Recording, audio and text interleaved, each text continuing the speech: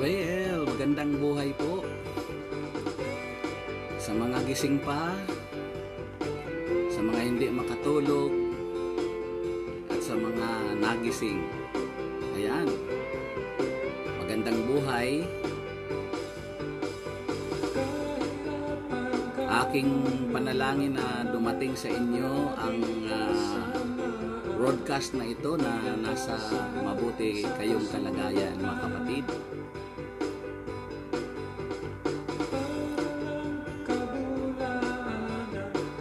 Ang inyo pong nakababatang kapatid, Brother Ted Zaragoza Pantoja. Akin pong ipinararating sa inyo ang isang masagana at maligayang pagbati. Anumang pong oras na kayo po ay makapakinig at makapanood ng broadcast na ito. Yan po sa bansang Israel, Nanay Vivian Sobrevega, magandang umaga, magandang gabi. Sister Bea Bangkal, Sister Melba Tridente, magandang umaga po sa inyong lahat o magandang gabi po sa inyong lahat. Advance po ng 5 hours yata ang Pilipinas.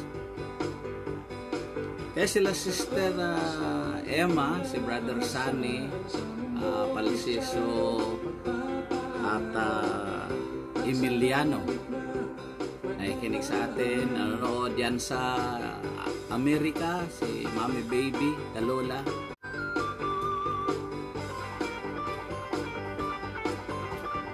Si Brother Tony and Sister Ning Deson, yan sa Amerika.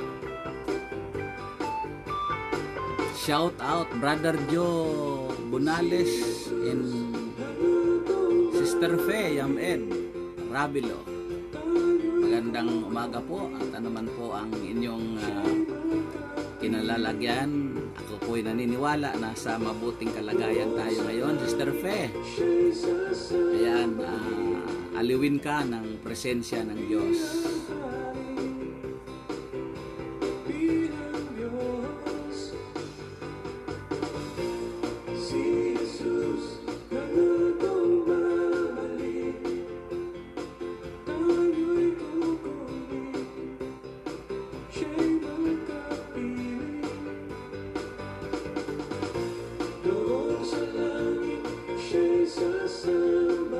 Amen.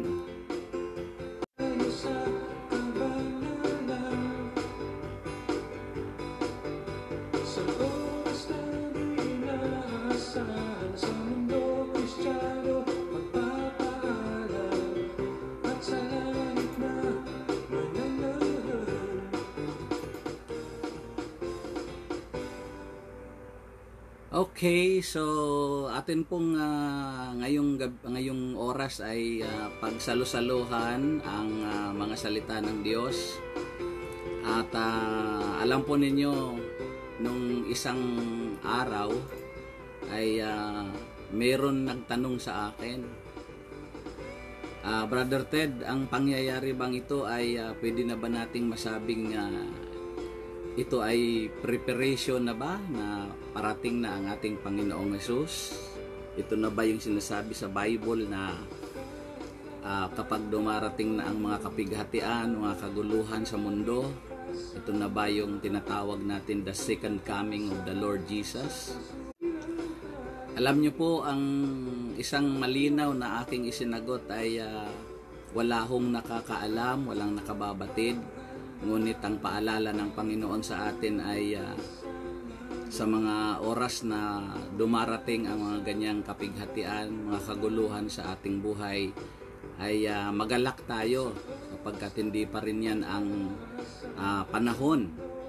Maaring yan pa lang ang pag-uumpisa. Somewhere in the book of Mark chapter 13, verse 24 up to 32, ganito po ang nakasulat. Pagkatapos ng mga kapighatiang iyon, magdidilim ang araw, hindi magliliwanag ang buwan. Malalaglag mula sa langit ang mga bituin at mayayanig ang mga kapangyarihan sa kalawakan. At makikita ang anak ng tao na nasa alapaap, dumarating na, may dakilang kapangyarihan at malaking karangalan. Susuguin niya ang kanyang mga anghel sa 4 na panig ng daigdig at titipunin nila ang mga hinirang ng Diyos mula sa lahat ng dako. Unawain ninyo ang aral mula sa puno ng igos. Kapag sumipot na ang mga dahon sa sanga nito, alam ninyong malapit na ang tag-araw. Gayon din naman, kapag nakita ninyong nangyayari na ang mga bagay na ito, malalaman ninyong malapit na ang panahon ng pagparito niya. Nagsimula na. Tandaan ninyo, magaganap ang mga bagay na ito bago mamatay ang mga taong nabubuhay sa ngayon. Mawawala ang langit at ang lupa, ngunit ang mga salita ko'y hindi magkakabula. Ngunit walang nakakaalam ng araw o oras ng pagsapit niyon, kahit ang mga anghel sa langit o ang anak man, ang Ama lamang ang nakakaalam nito. Mag-ingat kayo at maging handa sapagkat hindi ninyo alam kung kailan ito mangyayari. Mga kapatid, dito ang mga salita ng Diyos. Saglit po tayong manalangin. Hingiin po natin ang gabay at basbas ng Diyos upang tayo po'y ganap na pagpalain at atin pong maunawaan ang bawat himaymay ng kanyang mga salita. Ama naming Diyos na banal, makapangyarihan ka. Pinupuri kita, pinasasalamatan ngayong oras na ito. Pagpalain mo po ang mga sandaling ito, aming Panginoon, at ang aking mga kapatid na sa ngayon ay nakasubaybay. Iunat mo po ang iyong mapagpalang kamay, yakapin kami ng iyong nag-aalab na pagmamahal sa amin. Lumakas ang mga pinanghihinaan, magkaroon ng sariwang pag-asa ang mga nawawala na ng pag-asa. At naniniwala kami aming Diyos na ituturo mo sa amin ang tamang landas ng aming buhay at patuloy mong patitingkarin, Panginoon, pag-aalabin ang aming buhay pananampalataya. Sa iyo, inilalaga ko ang aming mga sarili sa mga oras pong ito. And for you alone, God, in the name of Jesus Christ of Nazareth, I will give you back all the glory. Amen and amen. Purihin po ang Diyos, purihin ang ating Panginoon, at patuloy po kayong biyayaan, patuloy po kayong pagpalain ng Panginoon. So, yan po ang ating nabasa. Maaring doon mo sa nagtatanong sa akin kung ito na po ba talaga yung simulain, ito na ba yung sinasabi ng second coming ng Panginoon, ng Panginoong Hesus, itong mga nangyayari o nagaganap na ito. Simple, akin pong binigyan ng pamagat ang atin pong munting pag-uusapan, when, where, and to whom. Kailan, saan, at kanino. Yan po ang tatlong katanungan na bibigyan po natin ng kasagutan habang tayo po ay sama-samang nagninilay sa mga sandali pong ito. Okay, so actually that tree was a big image for Jesus. Ang tatlong akin pong babanggitin na he spoke truth of his message, pointing at mustard grow big. Yung pong mustasa, yung ayan, medyo nagkakaroon po ng technicality ang ating signal. So, there are three big image for Jesus. He spoke truth of his message, pointing at trees. tatlong bagay o kahoy, puno, no? Like mustard grow big. Yung mustasa po na ito po'y lumalaki, and about vine that withered, yung pong baging na natutuyo. And the other one is the fig tree, which was common to his listeners or hearers. Now, the mustard grow big, alam po naman natin na in Mark chapter 4 verse 31, tinukoy po diyan ang tungkol po sa botil ng mustasa, na bagaman ito'y pinakamaliit na botil, ngunit ito po ay lumalaki. What is the symbolism of a mustard seed? Okay, at ano po bang sinisimbolize sinisimbolo ng mustasa, ng botil ng mustasa? Mula sa pinaka maliit na botil, alam po ninyo, ang botil po ng mustasa, almost 1,000 of seeds, it's equivalent only of an ounce, no? Gramo lamang ang timbang nito, so maliit talaga. So, at symbolize humble beginnings, no?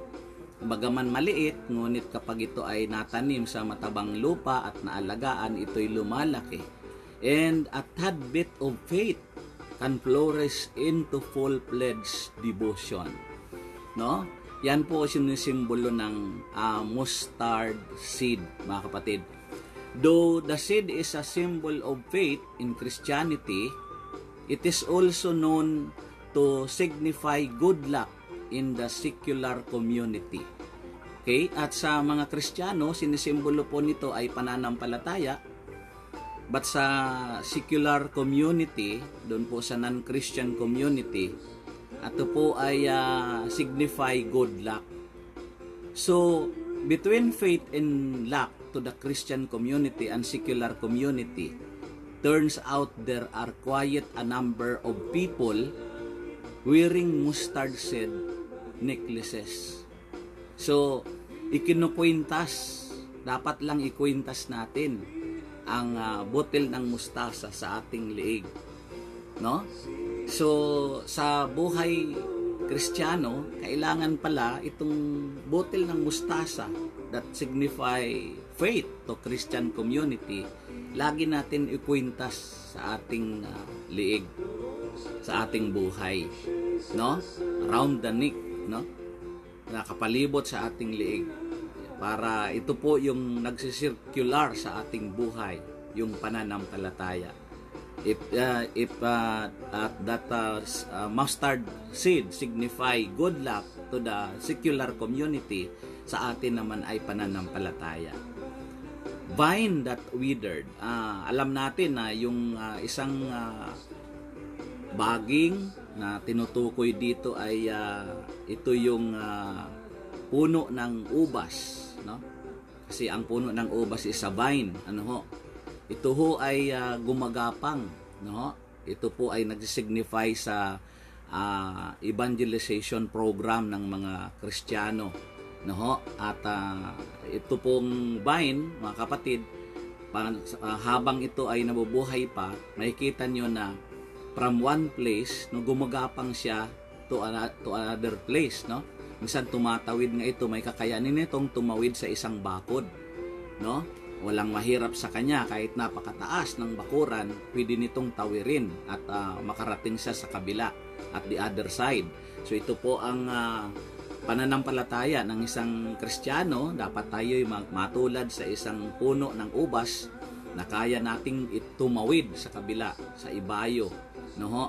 At vine that withered, ito po na habang samantalahin natin, habang hindi pa ito natutuyo, kailangan samantalahin natin habang ang buhay natin may pagkakataon pa, may pag-asa pa, no? Nandiyan pa yung chance to serve the Lord, ay gawin natin sa tamang pagkakataon. Wag na natin ipagpabukas, magawa natin kaagad habang may oras pa.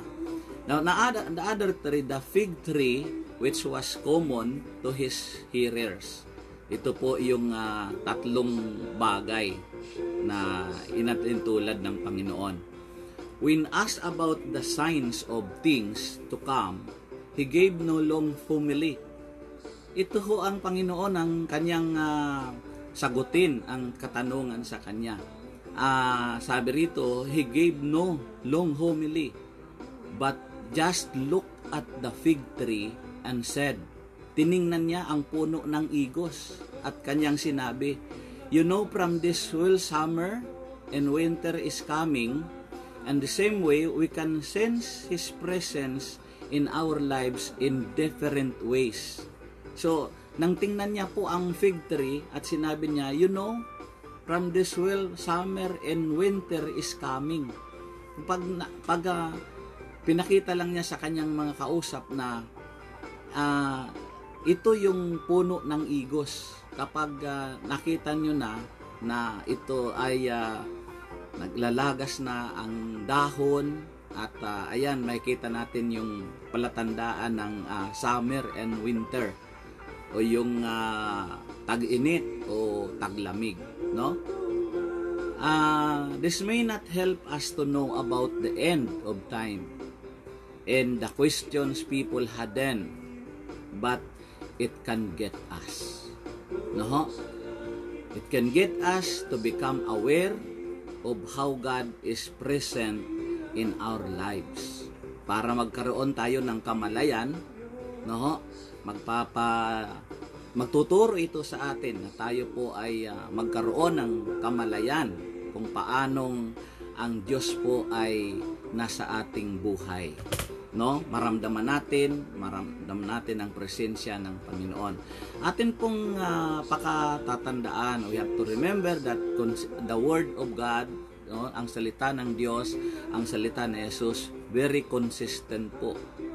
Consistent word. No? Meaning, very reliable, mga kapatid. Ito po ay mapaglalaga natin ng tiwala. No? Maaasahan natin, no? The word of God is spoken in the human words of many people, in kindly words, in forgiving words, in tolerant words, no? And sa mga panahon na ito, Jesus speaks to us today sa mga nangyayari. Ito ho ang mga salita ng Diyos. Ayon sa salita ng Diyos na ipinararating sa atin ay hindi po mabigat, hindi po mahirap. Sapagkat sa mga salitaan ito ng Diyos ay ibinabagay niya sa kalagayan ng mga tao. Ito ay nauunawaan ng karamihan, no? Sinasabi niya ito sa a very humble approach ang ginagawa ng Panginoon sa mga malumanay na pananalita, puno ng kabatiran, puno ng karunungan. So, at ang mga salitang ito ay puno ng mapagpatawad na mga salita, no? At ito ho ay mapagparayang mga salita ang patuloy po natin na maririnig sa ating Panginoon. Si Jesus ay nangungusap sa atin. At ang mga pangungusap ng Panginoon, kung ito man ay mga pangungusap na nangyari na, naganap na, pangungusap niya sa pamamagitan ng mga propeta, pangungusap niya sa pamamagitan ng mga alagad ng mga unang panahon, at sa panahon natin ngayon, pangungusap niya, ipinararating sa atin sa pamamagitan ng mga lingkod ng Diyos. Ano po? Ipinapahayag ang kanyang mga salita at ang Panginoon nangungusap, nagsasalita sa pamamagitan ng mga pangyayari. So sa mga oras na ito, sa mga panahon na ito, nangungusap pala ang Diyos sa atin. Dapat na mayroon tayong kabatiran, kaunawaan, maintindihan natin ito, maunawaan natin ito. Ano bang mga pangungusap ng Diyos? Ano pa ang gusto niyang ipabatid sa atin? Ano ba ang dalang mensahe ng pangyayaring ito sa atin? Kung ang ating Panginoon ay nangungusap sa atin, ibig sabihin nais niyang unawain natin ang pangungusap niyang ito. So we have to be awakened, no? Dapat tayo'y gising sa katotohanan. Gising, may kamalayan tayo upang mabatid natin ang gustong iparating sa atin kung ang Diyos na ito ay nangungusap sa atin. At itatag sa puso natin ang paghahari ng Diyos. Kailangan maitatag ito sa puso natin upang maunawaan natin, upang laging gising tayo, lagi tayong may malay, may kamalayan. Kailangan ay itatag natin sa puso. Sa puso natin ito ang paghahari ng Diyos. Pagharian tayo, ibig sabihin, sa madaling sabi, sikapin natin na tayo ay pagharian ng Diyos, mga kapatid, upang mapawi ang anumang mga agam-agam sa ating buhay. Paano nga ba tayo dapat maitatag natin? Paano nga ba maitatag natin ang kaharian ng Diyos sa puso natin or pagharian tayo ng Diyos? Minsan, ito rin yung katanungan ng mga ilang mga Pariseyo nang minsan nilang makadaong palad si Jesus, ng kanilang makaharap si Jesus. Ang katanungan nila, kung kailan, when, at kung saan, where, ang alin, ang pagsisimula ng paghahari ng Diyos, kung kailan ito itatatag, at kung saan ito itatatag na paghahari ito ng Diyos. No? Ang katanungang ito ay binigyan ng pansin ng Panginoon nang tanungin siya ng mga Pariseyo kung kailan, saan maaaring itatag ang kaharian ng Diyos. At sumagot si Jesus sa Lucas, Kabanata 17, talata 21, at wala ring magsasabing nagsimula na roon o rini, sapagkat ang totoo'y nagsimula ng maghari ang Diyos sa puso ng mga nananalig sa Kanya. Praise the Lord. So, yun, kung paano po itong maitatatag, paano pong pagharian tayo ng Diyos sa ating puso. Sabi ng Panginoon, ang totoo ay wala ring makapagsasabing nagsimula na roon. Dahil kung hindi pa nananampalataya roon at rini, at wala pang nananampalataya rini, no, hindi pa nagsisimula ang paghari ng Diyos. Sapagkat ang totoo, sabi ng Panginoon, nagsimula ng maghari ang Diyos sa puso ng mga nananalig sa Kanya. So sa mga pangyayari ngayon, sa may mga agam-agam, no, may mga napapanood tayo na mga kapahayagan, na mga theory, no, pinag-aaralan yung panahon. Okay? Like the people looking at a fig tree, sabi ng Panginoon, puno ng igos tumingin. We can find His presence in the kindliness and the helpful words of another. No? Kapaki-pakinabang na mga salita at kabutihang salita ang makikita natin.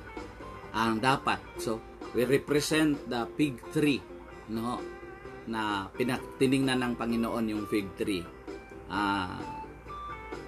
Sabay sinabi niya na yun ay nagpapahayag na kapag ka ay naglalagas na yung dahon ng puno ng igos at saka ito ay namumukadkad na rin yung dahon, diyan natin makikita kung ano yung parating, the summer or the winter season.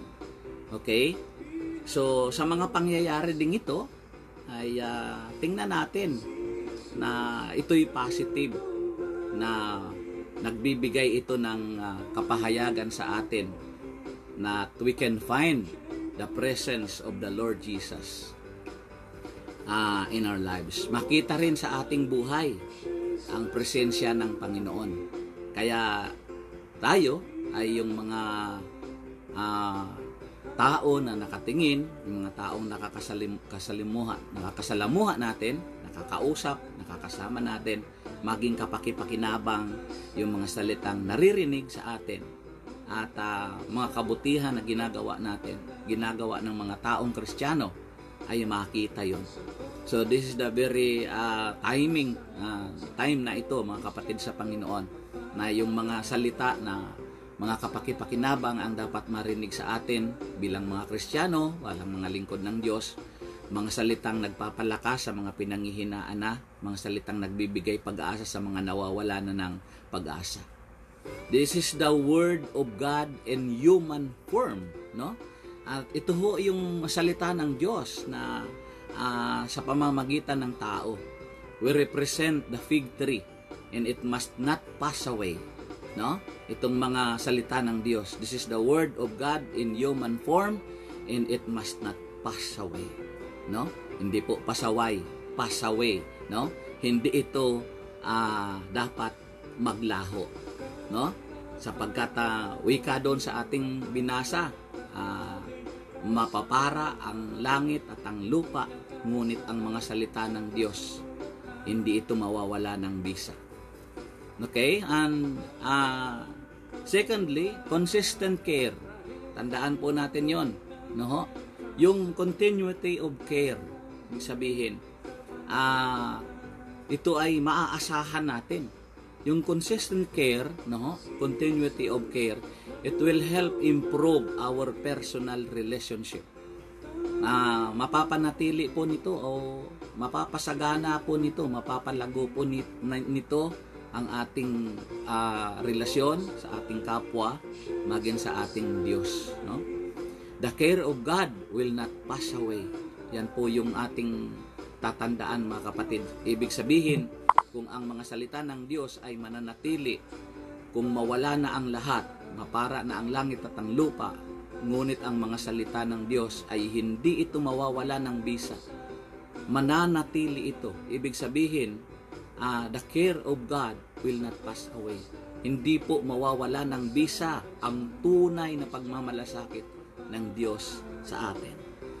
No, mga kapatid? Each of us is in the book of life. Tandaan po natin yan. Ang ating buhay nakasulat na sa aklat ng buhay with a job to do, no?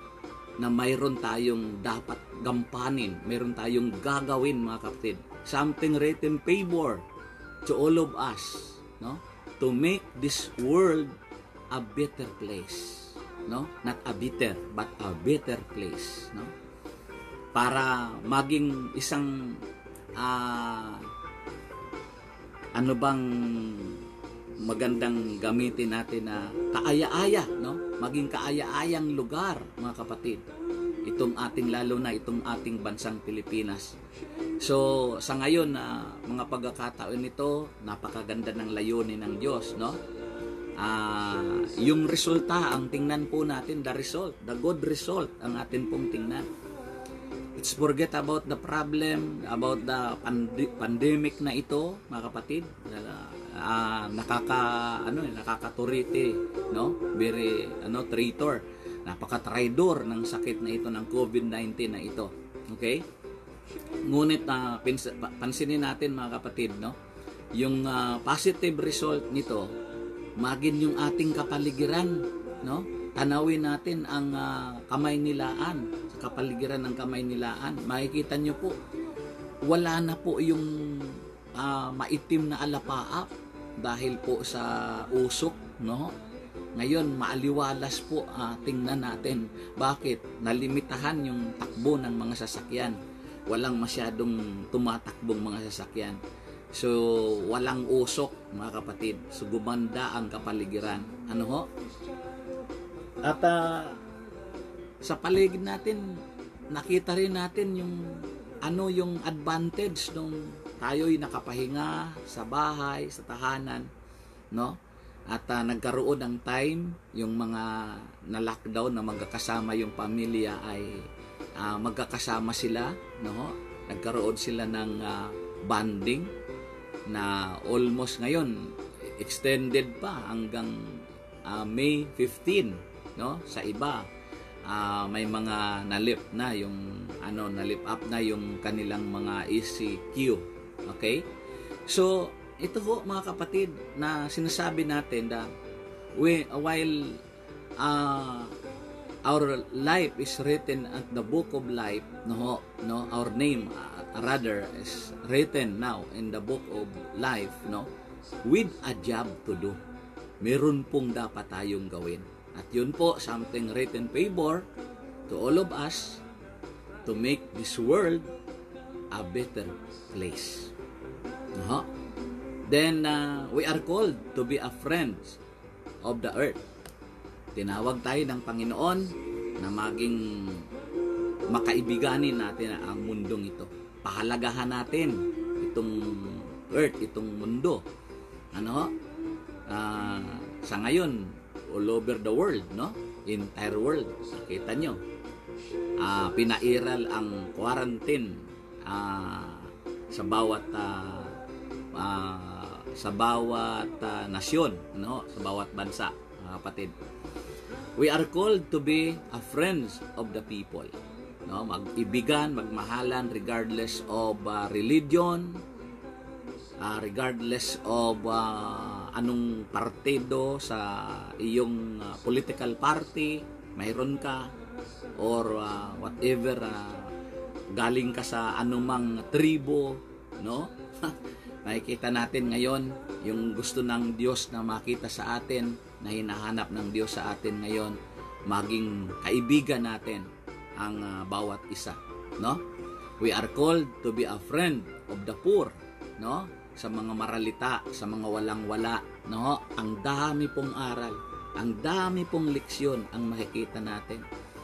Nakita nyo ngayon, sabi ko nga minsan, parang pinag-iisipan ko, lumabas yung pagiging Pilipino ng mga Pilipino.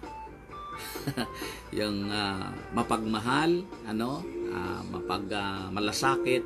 Actually, sa totoo lang naman talaga, tinagurian tayo na yung hospitality nasa sa atin, tatak ng mga Pilipino yon. At saka yung Pilipino ay nandyan yung talagang sa totoo lang, angat pa rin din naman yung kanilang ugaling makatao. Dagdagan pa ngayon na makatao na makadiyos pa.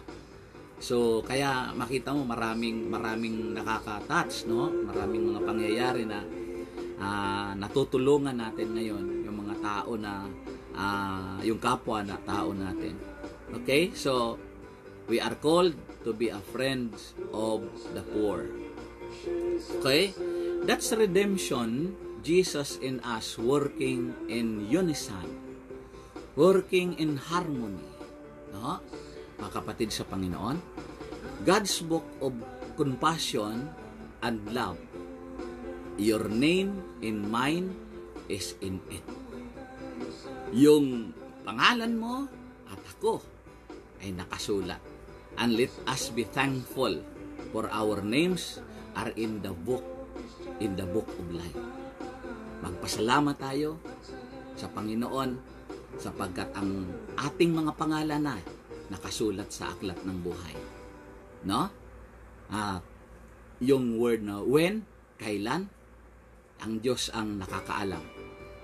Where, saan? Saan?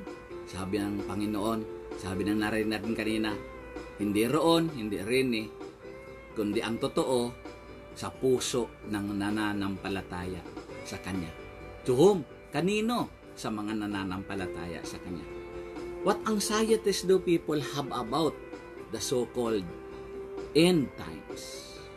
Yung katapusan ng mundo. Now, in verse 31, heaven and earth will pass away, but my words will not pass away. In verse 32, but no one knows about that day or hour. Not the angels in heaven, not the Son, but only the Father. Ang Ama lamang ang nakakaalam. Mga anghel, maging ng anak, ang Panginoong Hesus, hindi batid. Tanging ang Ama lamang ang nakakaalam. After all, Jesus said that only God knew the day. No? The time frame or the hour. No? The exact moment of these events. Only the Father know it. So, bakit sa ngayon madami ang pinagsusumikatan o pinagsusumakitan ay ang kwintahin na ang araw kung kailan magaganap ito. Maraming teori. Kinukwenta na yung panahon, ang pagdating ng Panginoon. Mga iba't ibang propesya ang tinitingnan. Now, sa atin, mga kapatid ko sa Panginoon, ito nang nasa Bible muna ang pagtuunan natin ng pansin.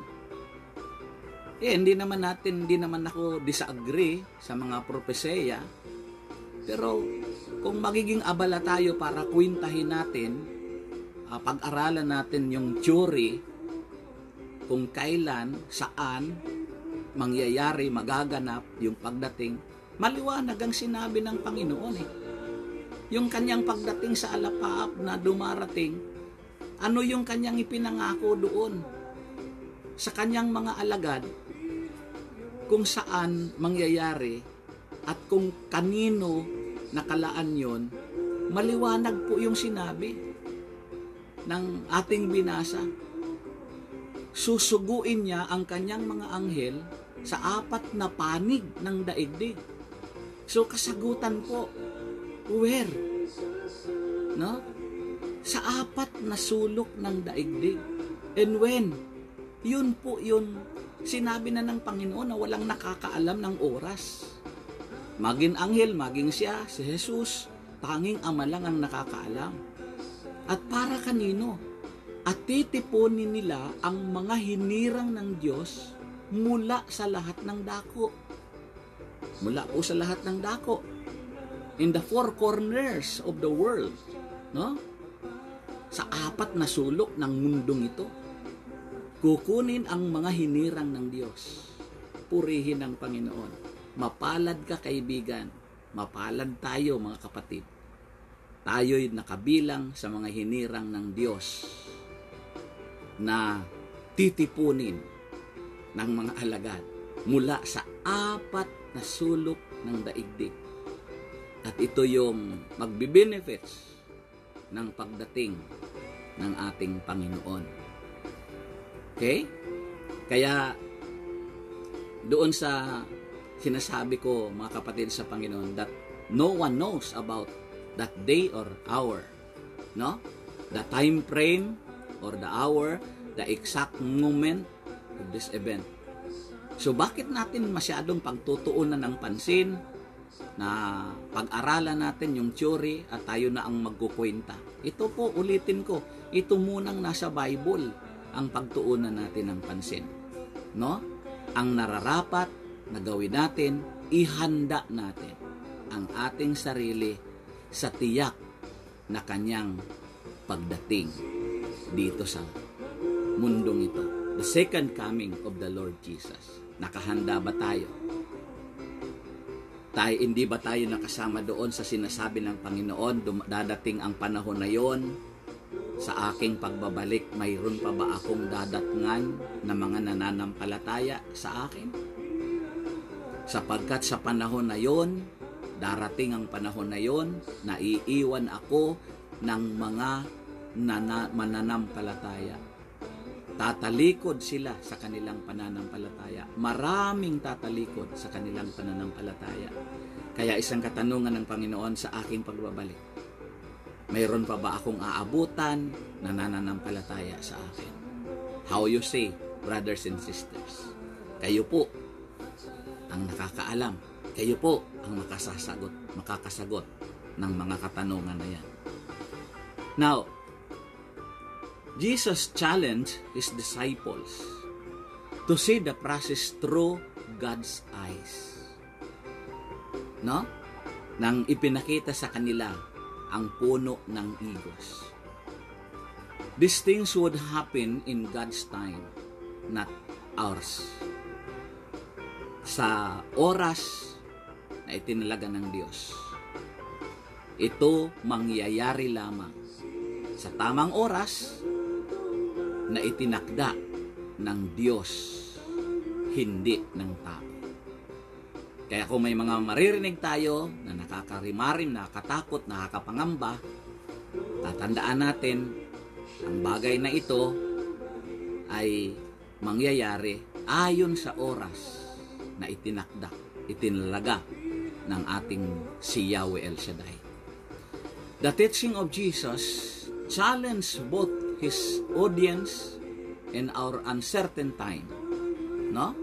Yung tagapakinig niya at sa ating hindi tiyak na oras, no? To trust God with the future. Magtiwala tayo sa ating Diyos.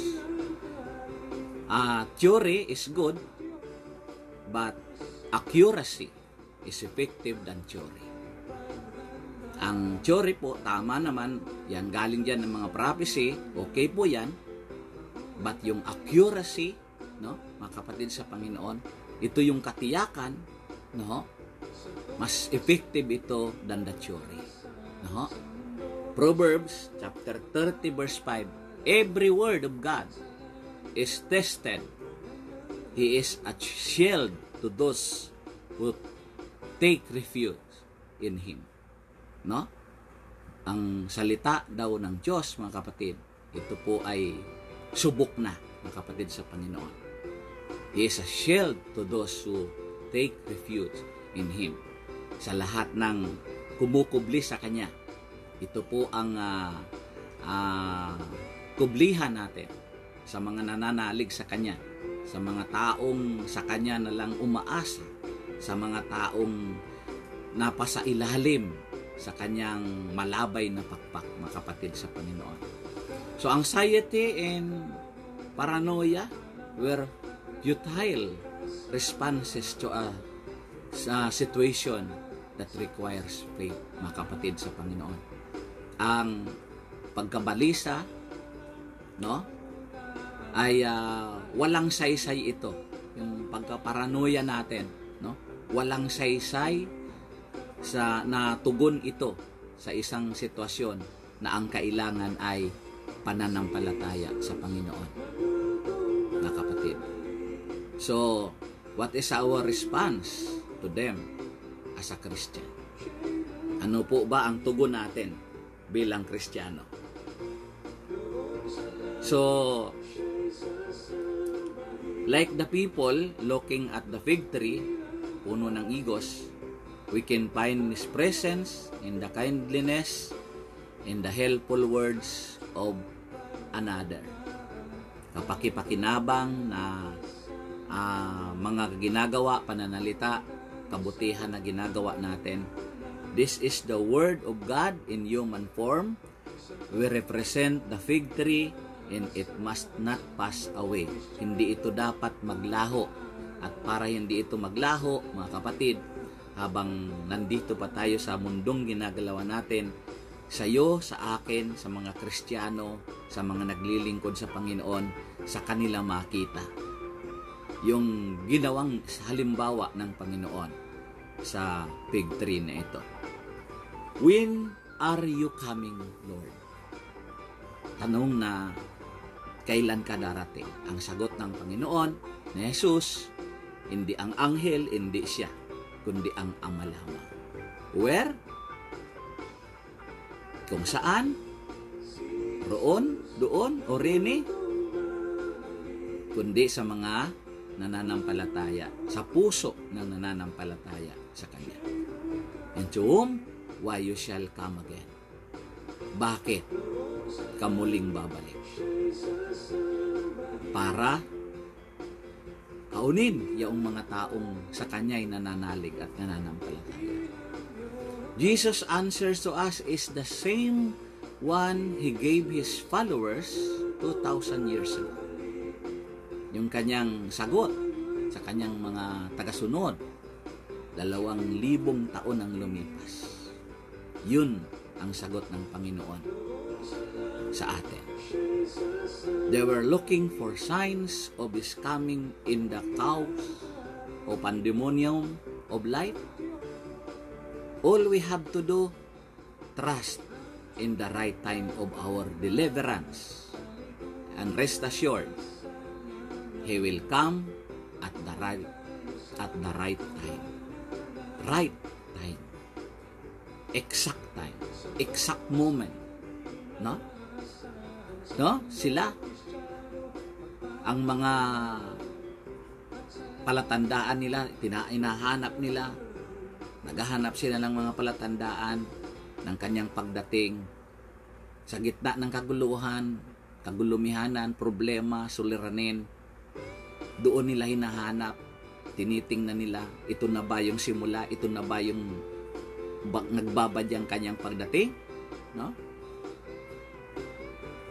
Kailangan nating gawin ang magtiwala tayo sa Kanyang mga salita. Na may tamang oras, na may tamang panahon, na may itinakda ang Diyos. Panigurado, darating siya sa tamang oras. So, mga kapatid sa Panginoon, walang dapat makalin lang sa atin.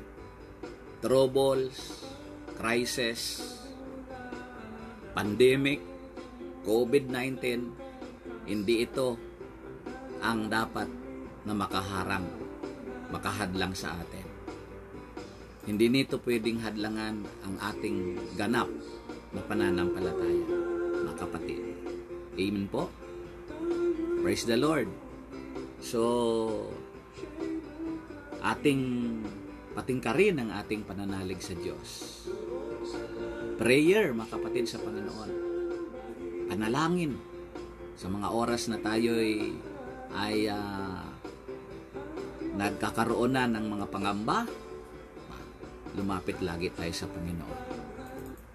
So, sa mga sandali pong ito I hope and I pray na nadulutan po kayo ng kalakasan ng ating munting mensahe sa Panginoon.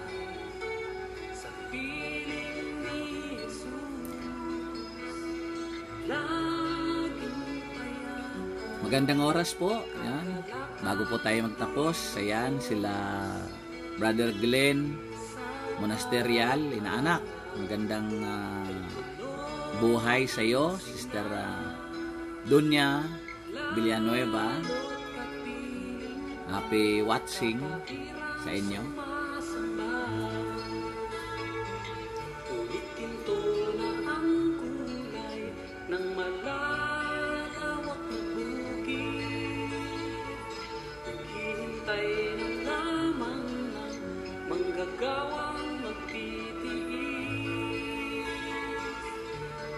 Nais ko pong isama natin sa ating mga panalangin, hindi lamang po ngayon, kundi sa ating mga personal na panalangin. Lalong-lalo na po unahin ko po ang pamilya ni Brother Mel Marcos, si Sister Bel, lalong-lalo na ang kanyang mga anak, ang kanyang pamilya, ay patuloy silang bigyan ng kalakasan ng ating Panginoon. Pamilya ni Brother Emil Ramos, kanyang asawa, mga anak, ang buong pamilya. Dalangin natin sa Panginoon ang pamilya ni Brother Helson Villajos, Sister Tess, ang kanyang anak, kanyang mga mahal sa buhay, ating isama sa panalangin, at ang aking classmate sa CBW na noong isang araw ay bumalik na kay Lord, si Brother Fernan Montijo, ang kanyang mga anak, kanyang asawa, kanyang mga mahal sa buhay. Sama po natin sila sa ating pangapanalangin. Praise the Lord, si Sister Fe Ravilo Yam-Ed, sa pagpanaw ni Brother Leo, kanyang mga anak, no, apo, mahal sa buhay. Sa pa nating kapatid na taga Rizal, no, hindi ko lang mabanggit yung kanyang pangalan.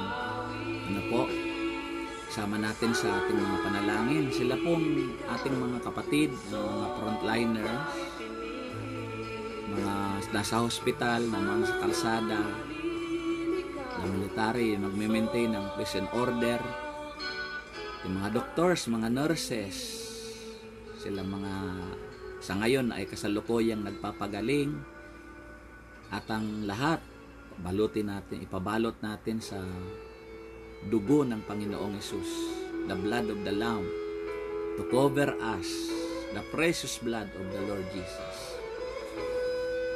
At Panginoon, kami po ay lumalapit sa iyo, nagpapakumbaba, dumudulog kami sa iyong trono. Nananalig, nananampalataya po kami na sa presensya mo may kalakasan kami. Hindi ang mga crisis na ito, hindi ang pandemic na ito, hindi ang mga kagulumihan o kaguluhan, hindi ang mga problema, hindi ang anumang sitwasyon ang pwedeng humadlang sa amin sa paglago namin sa aming pananampalataya o sa pananatili namin sa pananalig upang sa iyong muling pagbabalik kami po ang abutan mo, Panginoon. Datngan mo kaming maalab sa aming pananalig. At kung kailan yon, hindi po namin alam. Basta ang alam namin, Ama, dapat kaming maghanda upang pag dumating yon, oras na iyon, walang pag-aalinlangan na kami ay kasama mong maninirahan sa iyong trono o sa iyong kaharian, Panginoon.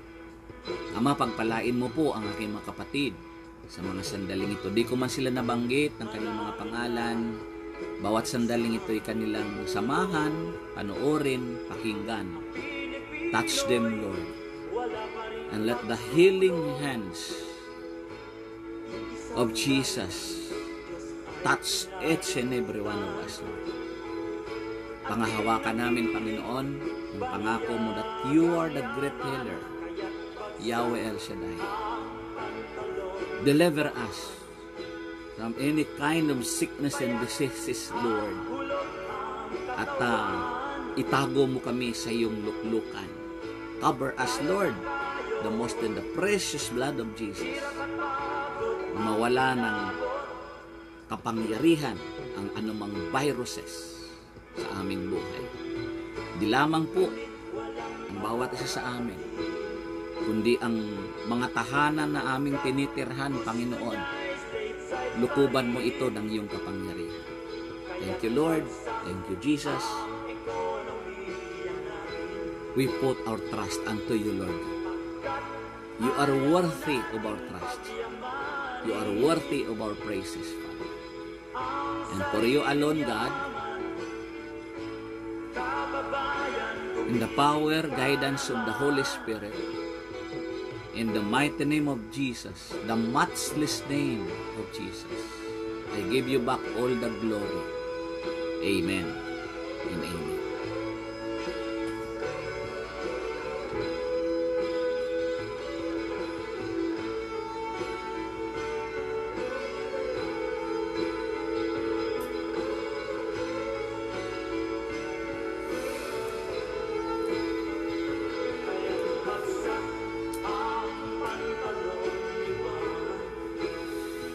Sa himig po na inyong napapakinggan, ako po ay nagpapaalam pansamantala at minsan pa hanggang sa muli, kung loloobin po ng Diyos, sama-sama po tayo palagi sa Panginoon.